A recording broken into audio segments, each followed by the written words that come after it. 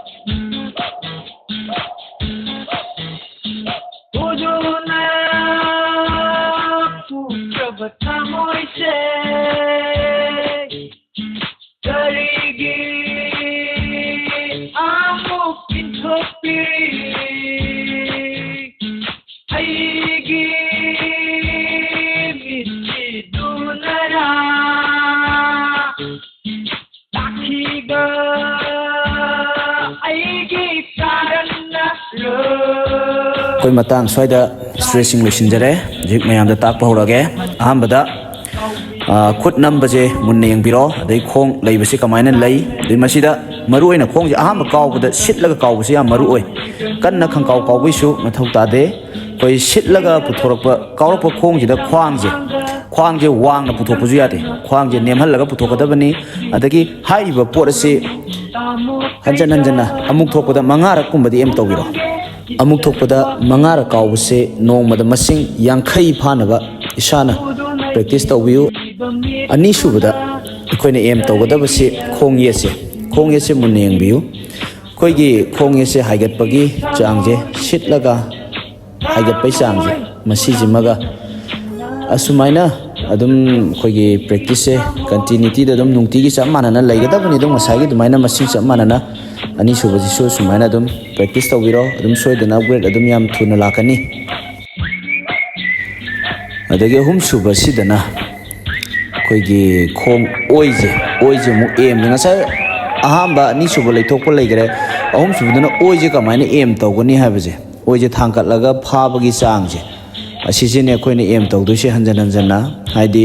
अहांबा सिटलगा कोइरगा सिटलगा पुथोरखरे को अनि सुबदा येसे थांकटपा हाइगरे अहुम सुबदा असिगी फारगा कोइगी खोंग ओइजे फारगा थमिबो पोसे असिने या मरु ओइजे अदुम मसिंगदि चप माने ngसाइगी दुमाइना दुम नोंमदा मंगा द यांखै फानबा दुम नुंतिगी तौबियो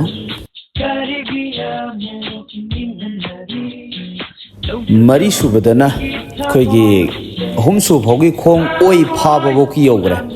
दै मरी सुबदना खोंग येसे कमाइना मुक चिंजनगनी हाबजे ओइजे फारगा चिंजलैबा पोसे असिगी पोसे मुन्ना यंगबियो हाइबदी अहानबदा ओइजे सिटलगा पुथोखरे अदे येत काउखटले अदे ओइजे मु एम तमगा काउखटला फारे असि ओइजे फारिङे मरकसिदा येसे मु लिसन हौदैनि किक काउरगा लिसन होना दोइनि अदुगी अदम चमाने सुमाइना कंटिन्यूटी दम प्रैक्टिस दम तौरगा लेबियो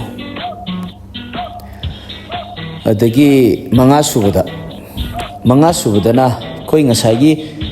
लिसन गिरबो खोंग येसे अमुक मनिंगदा कितंग वांगलपना सिंखटलगा काउखटपा म यावरीबको असिगी पोसे कमाय फागदैनो हाइबजे येसे मुने योंको असिने अमरुजे असि येसे चिंखटखिबदगी दिसि फ्लेयर की राउंड अमा मपुंग फाबगी अरोइबो सरुक ओइदिनेबा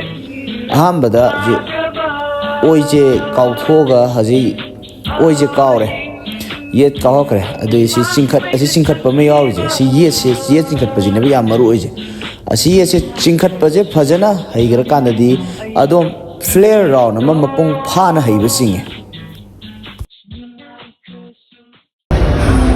राउंड फारे सिदैनि प्रैक्टिस से साना तौरले राउंड अमदगी अमा मखाय राउंड अमदना कदुनिबो आइले सिदा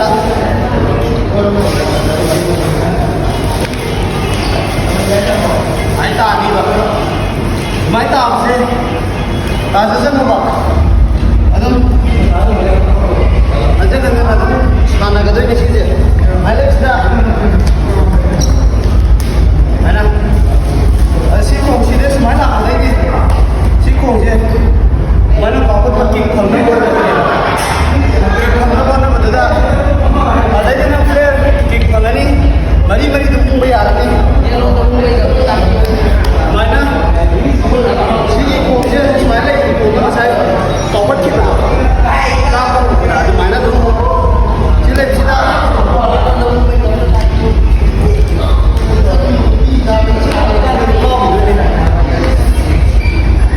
मरुइना किक सानबसिनेबा याम मरुइ प्लेयर की वइनानि किक जेम सानबा याम हैबा अदो सुबाइना नोंमदा दम नसाना प्रैक्टिस तौजबै मखा पोले हाइदि राउंड यांखै दैदि तादना उहन्निंग आइगी मोतदि हाइदि प्रैक्टिस ता मसिंग पथा सम थीबदको यांखै दै तादना होनरगदि इम्प्रूव तुना दम लाकनि दगी अहाम मतंबगी कमिया याम नागन बने सिगी कमिया कइनोजे सि नारगा जु स्ट्रेचिंग खगा ममुतान होगा अदम फजना सानबे यारे देदि प्लेयर दम लानी